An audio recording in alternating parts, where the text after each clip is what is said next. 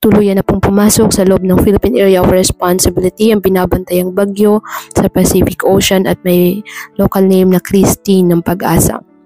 Inaasahang lalakas pa ang bagyo bilang isang tropical storm category ngayong araw habang patuloy na kumikilos papalapit sa Bicol Region at sa Eastern Visayas.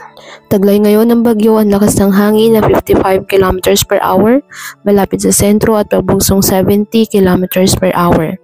Kumikilos west-southwestward sa bilis na 30 km per hour. Nakataas na ang signal number 1 sa Catanduanes, northeastern portion ng Northern Samar at northeastern portion ng Eastern Samar, dulot po ng bagyo. Inaasahang lalakas pa bilang typhoon ang bagyo bago tumama sa Cagayan sa araw ng Biyernes. Ngunit apektado na po ng malaking bahagi ng bansa, kabilang Metro Manila, Calabarzon, Visayas at Mindanao ng trough extension ng bagyong si Christine. Kaya patuloy pa rin po natin na pinag-iingat ang ating mga kababayan sa banta po ng mga pagbaha at pagguho ng lupa, lalo na kapag may malakas na ulan, at ugaliin na magdala palagi ng payong o kahit anumang panangga sa ulan sa tuwing lalabas po ng ating mga tahanan. At yan po muna ang update sa lagay ng panahon ngayong araw.